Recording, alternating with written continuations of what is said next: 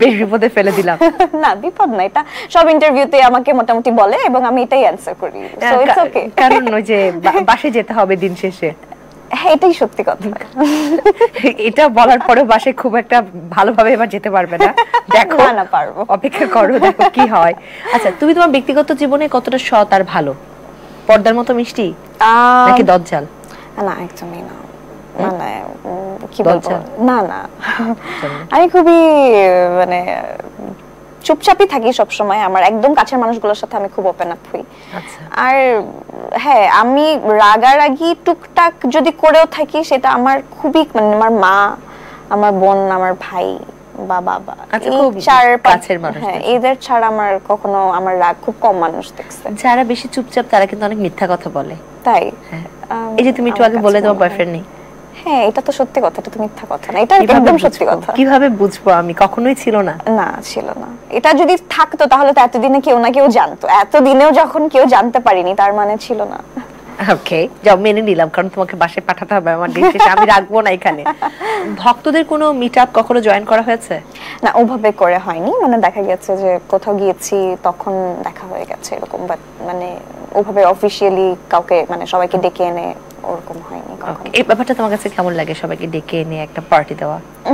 এটা ভালো, কিন্তু আমার কখনো এভাবে করে প্ল্যান করা হয়নি আসলে। ভক্তদের নিয়ে কোনো মজার অভিজ্ঞতা আছে?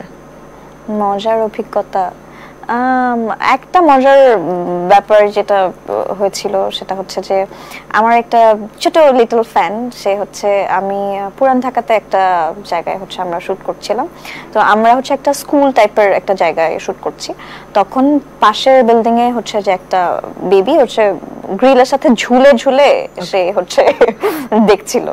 তো আমি হঠাৎ করে চোখ পড়ছে, তো আমি দেখতেছি ঝুলে আসছে কেন, এন্ড তারপর এর মধ্যে ওর মা এসে ওকে বকা দিল, এই তুমি এখানে ঝুলে আসছো কেন। হ্যাঁ তো ওই বাচ্চাটাই আবার কিছুক্ষণ পরে হচ্ছে যে একটা রোজ নিয়ে এসেছিল, একদমই ছোট বাচ্চা, সে আমাকে পরে বলতেছে আমার বেবিটা এরকম ঝুলে ঝুলে আপনাকে দেখছিল, তো পরে সে আবদার করলো আপনার সাথে দেখা করবে, তো আমি নিয়ে আসছি, সে আবার আমার জন্য একটা রোজ নিয়ে এসেছিল। সো এটা অনেকটা ফানিও ছিল আবার খুবই সুইট ছিল। সব থেকে ছোট ভক্ত বা ছোট প্রেমিক তোমার বলা যেতে পারে। তোমাকে এখন একটা সুযোগ দিব, তোমার একটা প্র্যাঙ্ক করতে হবে এখন। আচ্ছা কি প্র্যাঙ্ক করবে? কার সাথে? যে কোনো মানুষের সাথে হতে পারে, কার সাথে করতে চাও তুমি? সেটা আসলে আমি ভাবে কোনো মানে হঠাৎ করে কিছু মনে আসে। আচ্ছা আমরা যাও 1 ঘন্টার জন্য শুট পজ করতে রাজি আছি, তুমি মনে করো তুমি কার সাথে প্র্যাঙ্ক করতে চাও, যে কেউ হতে পারে, যে কেউ, এখানকার কেউ, বাইরের কেউ, যে কেউ হতে পারে। আমি তো প্র্যাঙ্ক করার মানুষ না, আমি মানে অপোজিট একটা মানুষ, তো আমাকে দিয়ে এই সব দুষ্টুমি প্র্যাঙ্ক এগুলো হবে না। আমাকে কেউ কিছু বললে আমি সেটা আচ্ছা ট্রাই করতে পারি যেটা করা যায় কিনা। একটা প্র্যাঙ্ক করো না, দেখাও না প্র্যাঙ্ক করে আমাদের। আমি তো বললাম ওইরকম পারসন না, আমাকে বললে যে হ্যাঁ আচ্ছা এই প্র্যাঙ্কটা করো তাহলে আমি ট্রাই করতে পারি। তুমি আমার সাথে যে কোনো একটা প্র্যাঙ্ক করতে পারো, দেখি কতটুকু। আমি পারি না তো, এগুলো হয় না, আমি খুবই মানে কি বলবো, সুযোগ দিলাম আজ কমেডিটা শিখতে পারলে না। হ্যাঁ আচ্ছা যাও বাদ দাও, প্র্যাঙ্ক না করো, একটু সাপোর্ট নিয়ে কথা বলি। তোমার পরিবার কতটুকু সাপোর্টিভ তোমার কাজের ক্ষেত্রে? খুবই, আমার কাছে মনে হয় যে আমার পরিবার সবথেকে বড় সাপোর্ট আমার, শুধুমাত্র আমার ক্যারিয়ার না, সব ক্ষেত্রে তারা সব সময় আমার পাশে থাকে এবং সব কিছুর মানে যেরকমই সিচুয়েশন হোক না কেন আমি বলতে পারবো যে আমি আর কাউকে পাশে পাই আর না পাই, আমার পরিবার সবসময় আমার পাশে আছে এবং তাদের মোটিভেশন, তাদের সাপোর্টের জন্যই আজকে আমি এখানে বসে আছি। তোমার পরিবারের মধ্যে কে সবথেকে বেশি মিডিয়াতে আগ্রহী, তোমার বাবা না মা? বাবা। তাই? সাধারণত বাবারা থাকে না। না আমার বাবা। কেন? উনিও আগে কাজ করতেন? বাবা থিয়েটার করতেন, তো বাবার আসলে আমার অভিনয় জগতে বা থিয়েটারে ফার্স্ট যাওয়া, আমি যখন একদম ছোট মানে যখন খেলাধুলা করার বয়স তখন আমার বাবা আমাকে থিয়েটারে নিয়ে যেত, আমি ছোট ছিলাম, সো বাবারা অভিনয় করতো, আবৃত্তির ক্লাসেস হতো, ওগুলো আমি বসে বসে দেখতাম, তখন তাদের সাথে সাথে করতাম। সো বাবা এই ক্ষেত্রে। ওকে, তোমাকে যদি সুযোগ দেওয়া হয় জীবনের কোনো একটা স্মৃতি মুছে ফেলতে পারবে, তাহলে কোন স্মৃতিটা মুছে ফেলবে? আমি আমার বাবার কিছুদিন আগে হার্টে রিং বসানো হয়েছে 4টা, সো ওটা আমার জন্য অনেক ডিফিকাল্ট একটা সিচুয়েশন বা টাইম ছিল, আমি হয়তো ওই টাইমটা রিমুভ করে দিয়ে আসবো। ওকে, ক্যারিয়ারে কি কি ধরনের কাজ করে যেতে চাও তুমি এই মুহূর্তে?